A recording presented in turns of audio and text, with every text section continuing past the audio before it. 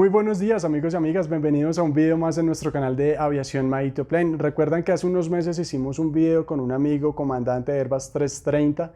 En ese video yo decía que una de las intenciones del canal es entrevistar a personal aeronáutico. El personal aeronáutico somos todas las personas que estamos cerca de la operación de una aeronave, en tierra, en vuelo, los pilotos, los controladores, tripulantes, técnicos.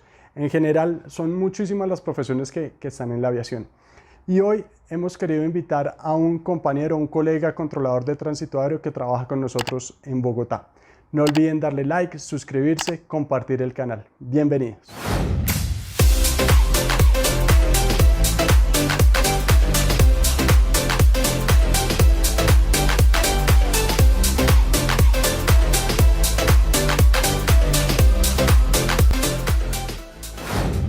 Hola John, muy buenas tardes. Bienvenidos a nuestro canal de Aviación Maitoplane.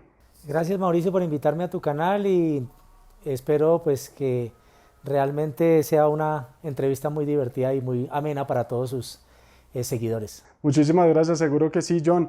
John, rápidamente cuéntenos un poco de usted en su vida profesional. ¿Cuánto lleva como controlador de tránsito aéreo? Bueno, Mauricio, yo ya completé 20 años siendo controlador aéreo, aunque desde antes estoy en la aeronáutica civil. Realmente tengo 23 años en la aeronáutica civil, pero como controlador aéreo tengo 20 años ya trabajando. ¿Y en qué aeropuerto empezó? Porque todos empezamos en aeropuertos pequeños. Sí, a todos nos tocó esa parte de empezar en las bases pequeñas para ir acumulando la experiencia y llegar a las más importantes. Yo empecé en el aeropuerto de San José del Guaviare en el año 2003 y posteriormente estuve un año largo más o menos en Bucaramanga y luego ya hacia finales del 2007 llegué al Aeropuerto Internacional Dorado de Bogotá.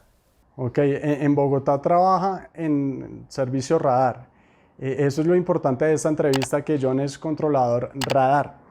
¿Cuánto lleva como controlador radar y en particular en Bogotá llegadas?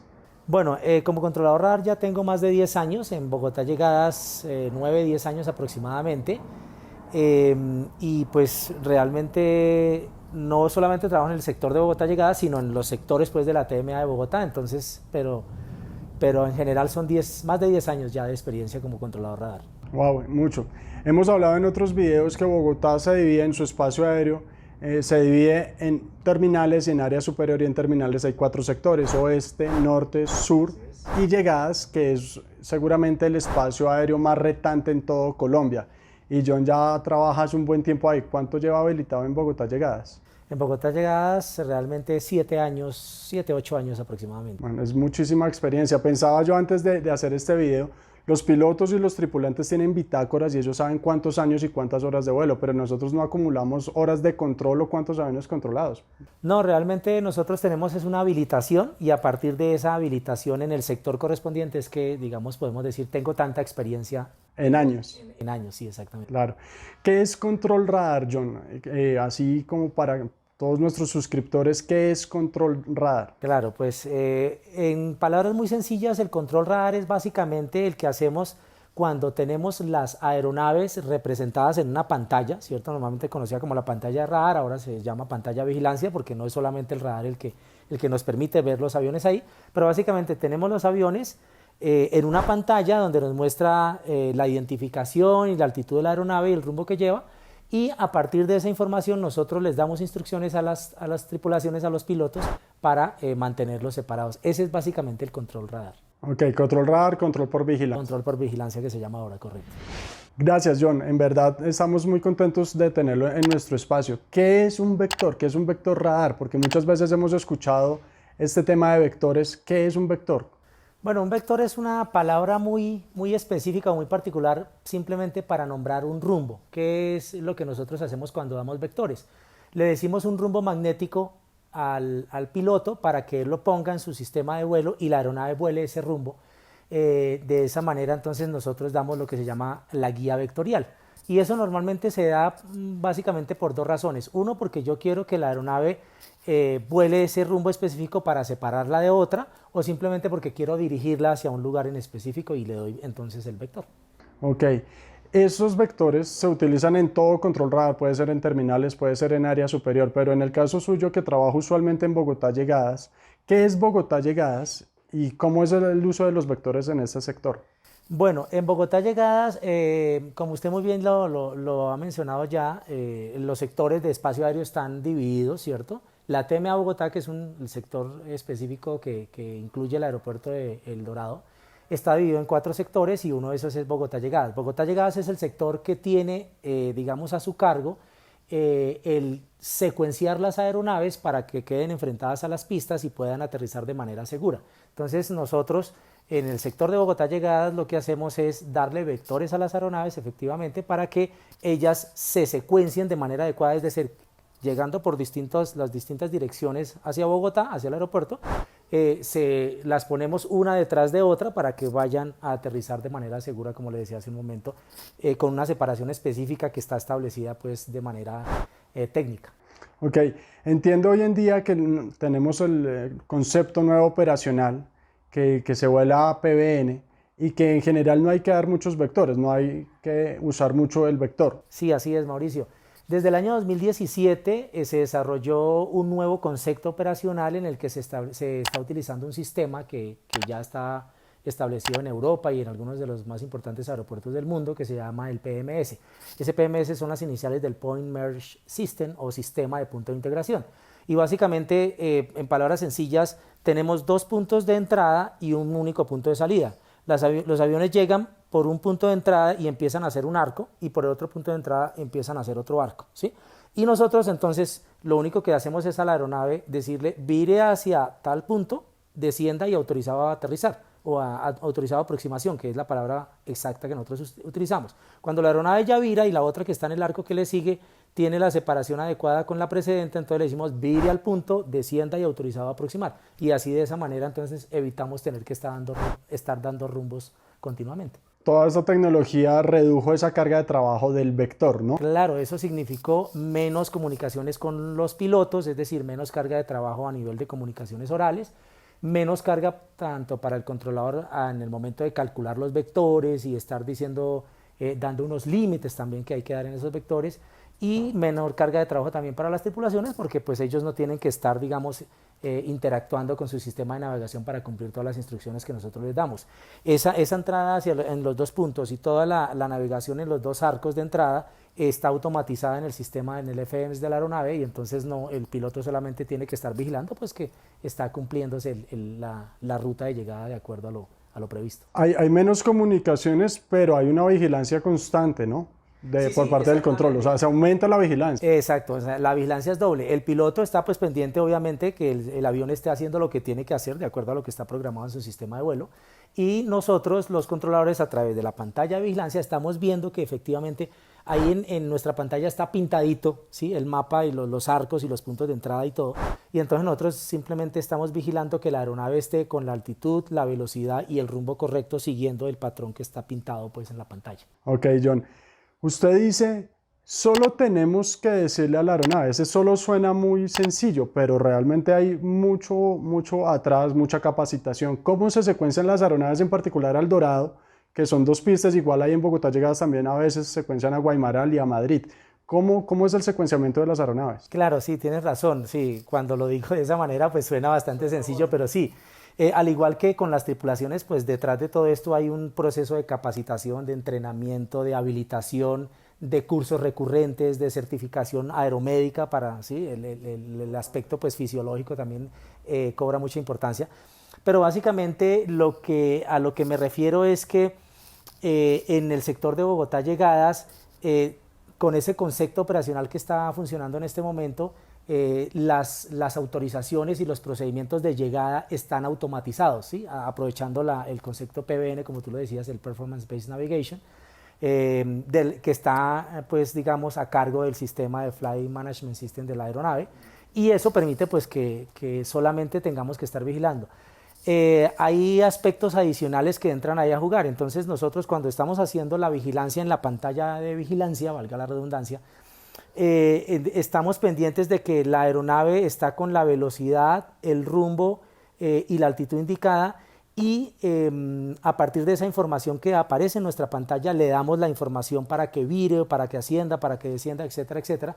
Pero adicional también estamos teniendo en cuenta la posición relativa de cada una de esas aeronaves con las demás aeronaves, ¿cierto? Y aparte de eso, el destino, como tú lo dices, va para Guaymaral, va para Madrid, va para el aeropuerto El Dorado, ¿cierto? Aparte de eso también, ¿a qué pista la vamos a aproximar, ¿cierto?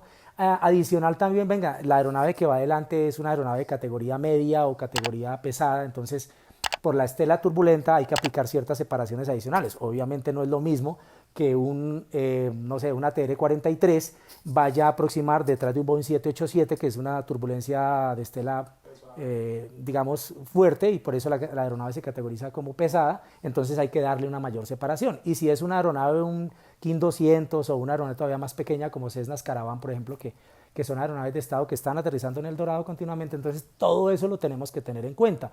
Adicional, pues esas aeronaves también vuelan más despacio, entonces a veces las más grandes, pues tenemos que ponerlos a volar a una velocidad mucho menor. Entonces no es solo, hay muchísimas cosas. Claro, hay un montón de cosas que entran a jugar ahí. Pero súper interesante, y en particular a mí me han hecho muchos comentarios la mixtura de tránsito que se maneja en Bogotá, ¿no? Usted lo acaba de decir, tenemos un Cessna Caravan, tenemos un 787, un 747, un Airbus 350, o sea, hay una cantidad de aviones de velocidades muy diferentes, entonces... Sí, Bogotá tiene una particularidad que no la tiene ningún otro aeropuerto del mundo, y eso me hace recordar una discusión que ha estado por ahí rondando con el tema de la capacidad del aeropuerto y todo eso, que el aeropuerto El Dorado, hay otros aeropuertos en el mundo de referencia que dicen, mire, tiene 2 pistas iguales y manejan muchas más aeronaves. Lo que pasa es que nosotros tenemos la particularidad de que tenemos también una gran cantidad de aeronaves de Estado, ¿cierto? Y de aviación general. Esos otros aeropuertos con los que a veces nos comparan son únicamente aeropuertos destinados a la operación exclusiva de transporte de pasajeros, ¿cierto? Y entonces, claro, si yo tengo solamente aeronaves tipo jet o de reacción aproximando al Dorado, pues yo puedo, digamos, tener una mayor capacidad, pero si ahí le metemos una mezcla de aeronaves de alto y bajo performance, pues ya las cosas son un poquito más complicadas. Muy, muy interesante, John. John, en verdad, muchísimas gracias toda la información, porque hay mucho de nuestra profesión que se desconoce y suena que funciona muy bien el sistema, pero lo hemos hablado en muchísimos videos y nosotros trabajamos de la mano con la meteorología. Cuando hay mal tiempo, ¿qué pasa? Que las aeronaves no pueden volar de determinadas trayectorias porque pues, van a entrar en una nube de tormenta. ¿Qué pasa cuando hay mal tiempo? ¿Cómo es ese secuenciamiento? Bueno, Mauricio, es importante que todos los entusiastas de la aviación sepan realmente que cuando la meteorología ya no es favorable, es decir, cuando tenemos condiciones meteorológicas adversas, las cosas realmente se ponen un poquito más difíciles, por no decir que bastante más difíciles, tanto para las tripulaciones como para nosotros los controladores. Entonces, cuando hay mal tiempo, por ejemplo, en el sector de Bogotá llegadas las aeronaves, entonces no pueden completar esos arcos del PMS que comentábamos hace un rato, y entonces empiezan a desviarse, ¿cierto? Y ese desvío entonces ya implica que ese concepto operacional basado en el PMS ya no se puede aplicar, porque ya las aeronaves no están siguiendo los patrones que deben seguir, y obviamente las separaciones ya no se van a cumplir.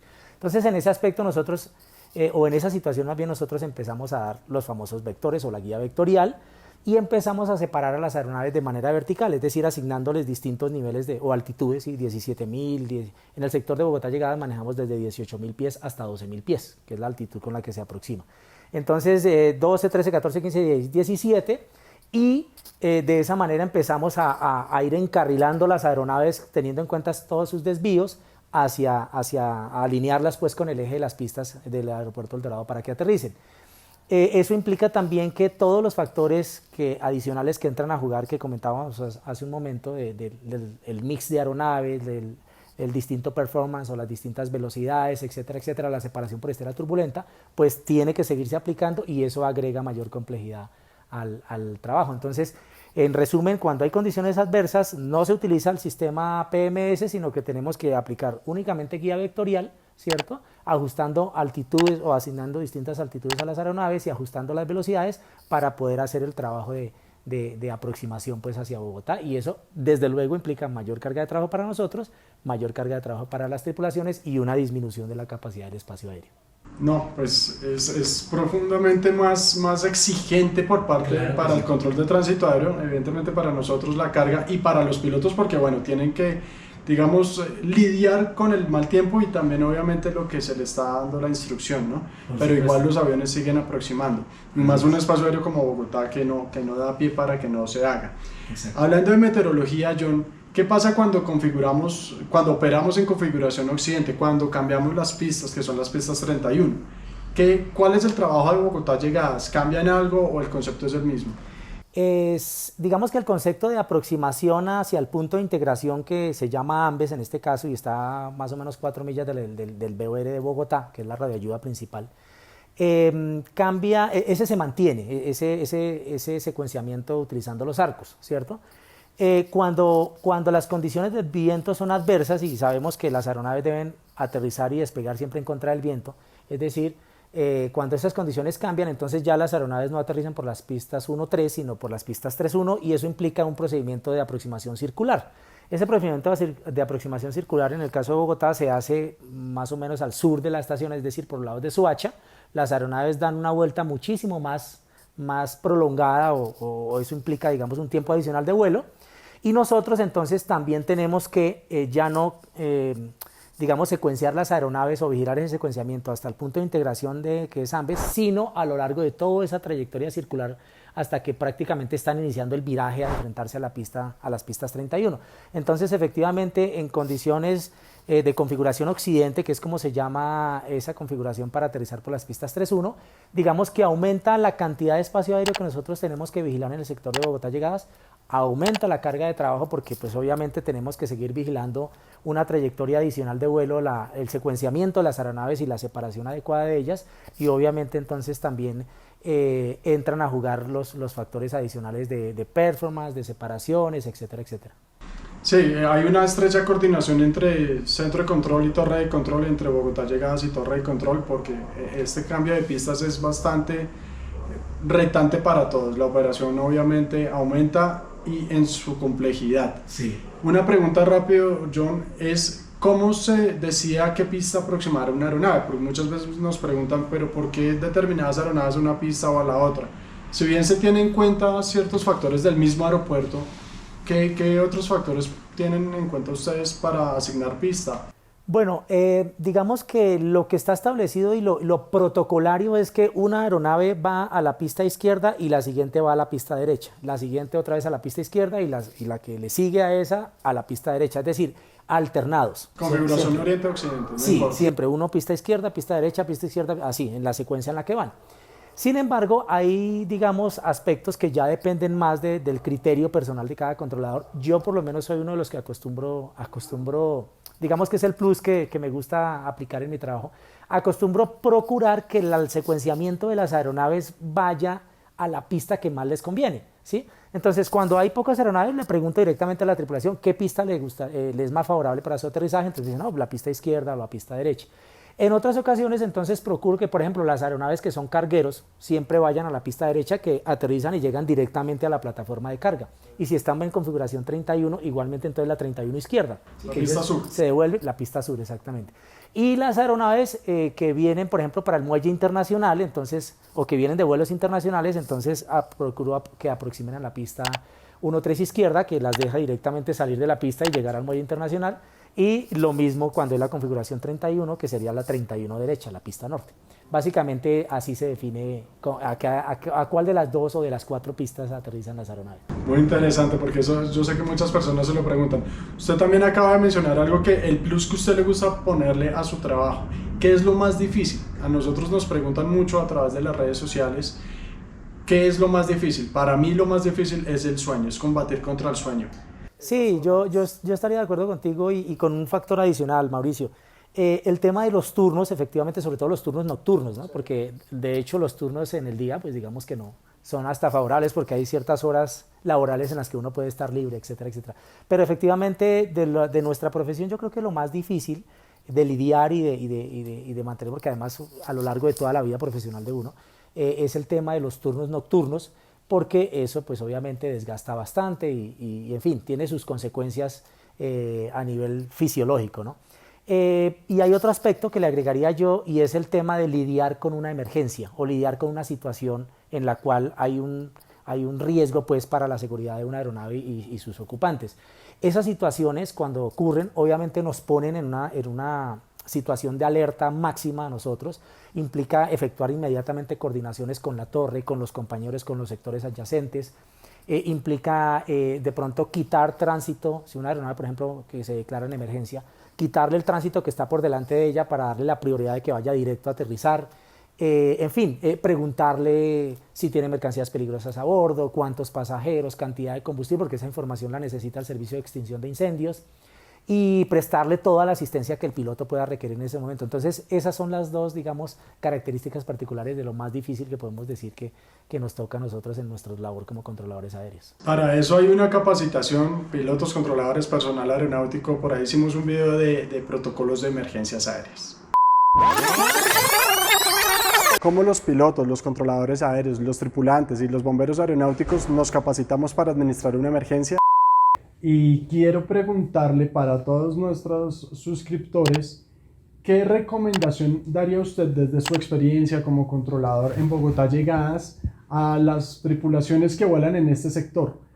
Por lo que decíamos, aproximan también a Madrid, a Guaymaral y en general que usted está habilitado en los otros sectores, en el TMA de Bogotá, que es un espacio aéreo saturado. ¿Qué recomendación daría usted, por favor?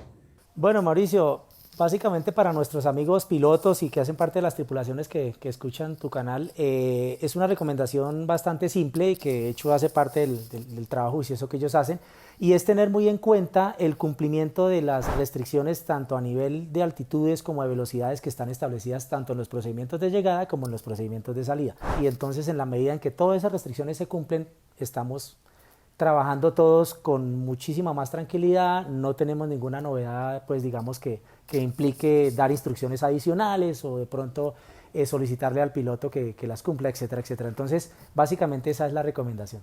Bien, ahí me surge rápidamente una pregunta que me han hecho algunos amigos pilotos que vuelan aquí en Bogotá, y es cuando se les autoriza volar directo a Ambes desde algún punto de navegación previo.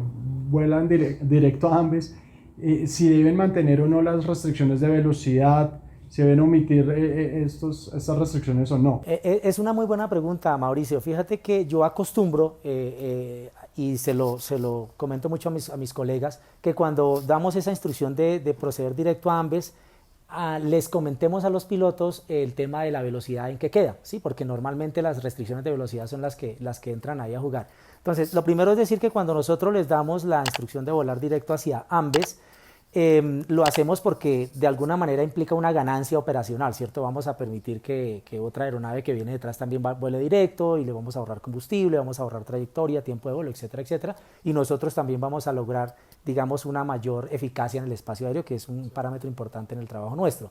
Pero a lo que yo me refería, que le comento a mis compañeros y yo aplico puntualmente, es el hecho de indicarles la velocidad con la que deben proceder. Entonces, normalmente yo les digo, proceda directo a Ambes y velocidad a discreción. Entonces, con eso le doy totalmente la libertad a la tripulación o al piloto para que ajuste su vuelo a la que necesite. O simplemente le digo, proceda directo a Ambes, mantenga alta velocidad o mantenga velocidad 290, 300, bueno, en fin, dependiendo del tipo de aeronave, la velocidad que convenga como alta velocidad. O simplemente le digo, proceda directo, que en ese caso digamos que no tiene mucha lógica, proceda directo y reduzca o mantenga tal velocidad que en ciertos casos muy particulares también se necesita. ¿Y reducir de acuerdo a los procedimientos unas millas antes de Ambes? Sí, digamos que en el caso particular de Ambes tenemos que las aeronaves deben cruzar Ambes con 215 nudos y vienen normalmente en el punto de integración o en los arcos están con 250 nudos. Lo que está establecido es que obviamente la reducción desde 250 nudos para cruzar Ambes con 215 nudos se debe realizar alrededor de 6 a 7 millas antes, y entonces ese es el único parámetro que entraría pues a jugar. Sin embargo, volvemos al ejemplo del caso particular de que si la aeronave se autorizó directo a Ambes desde cualquier sitio de la TMA, pues la única restricción que aplica es que cruce Ambes con 215 nudos, y en este caso, como no viene de los arcos donde estaba con 250, simplemente le aplica la reducción en el momento en que necesite hacerlo para cumplir 215 nudos en Ambes. Eso sería toda la restricción, pues. Bien, John, bueno, usted nos habla de muchísimas cosas que hay que tener en cuenta, muchísima capacitación, un factor humano impresionante. ¿Qué recomendación daría usted para las personas que seguramente se alinean con nuestra profesión y les gustaría ser controladores aéreos? ¿Qué recomendación les daría usted? Bueno, la recomendación básicamente es que estudien mucho, que se preparen muy bien. El primer parámetro para ingresar a nuestra profesión hoy en día es el dominio del inglés, nivel 4 o BASI, que corresponde más o menos a un B2, C1 en el marco común europeo. Y que estén, digamos, con la clara determinación de estar dispuestos a trabajar por turnos las 24 horas del día, un fin de año, una Navidad, el día del cumpleaños, en fin, porque eso pues depende de muchos aspectos y cuando la programación de turnos le cae a uno, digamos, que tiene que trabajar en esos días, pues simplemente hay que estar dispuesto a hacerlo. Básicamente esas serían las dos recomendaciones y obviamente ese esfuerzo personal de prepararse y de estudiar muchísimo. ¿Y lo vale? Sí, por supuesto que sí lo vale. Bueno, en ese aspecto, gracias Mauricio, me haces caer en la cuenta. Este es un tema que uno tiene que disfrutarlo, o sea, la pasión por la aviación la vivimos todos, desde el que es aficionado, el que es spotter, por ejemplo, que le gusta tomar fotografías, el piloto, el que es tripulante, el que es auxiliar, el que está pues, en la parte de técnica, en la parte de despacho, en la parte de operaciones en tierra, nosotros en la parte del control de tránsito aéreo. Es clave que pues obviamente tengamos esa pasión viva y disfrutemos lo que hacemos. Yo disfruto mucho mi profesión y cada vez que estoy en turno, digamos que no es algo que ya esté completamente pasado pues digamos de moda o que de alguna manera implique es lo mismo que hago todos los días, no. Todos los días trae una enseñanza adicional, trae alguna particularidad, es algo muy dinámico todos los días, a pesar de que estamos manejando de pronto los mismos vuelos, las mismas aeronaves o los mismos incluso tripulaciones, siempre hay cosas particulares que lo hacen distinto y yo disfruto muchísimo ese dinamismo que tiene uno en este trabajo. Absolutamente de acuerdo, puede que haya rutina en ir al aeropuerto y volver, pero en cuanto a lo que dice John, que todos los días es diferente y todos los días aprendemos algo. Muchísimas gracias, John, por este espacio. No, Mauricio, muchísimas gracias a ti por invitarme. Un saludo para todos tus suscriptores, tus seguidores, las personas que compartimos esta pasión por la aviación como lo acabamos de mencionar y pues cualquier cosa, con mucho gusto, puedes contar conmigo. Muchísimas gracias, John. A todos ustedes, gracias por vernos nuevamente. Denle like al video, compartan nuestro canal, suscríbanse y comentarios a ver a qué más personal aeronáutico quisieran que tuviéramos acá en nuestro canal. Risas, pasión y aviación. Cuídense mucho. Los saluda Maito Pein.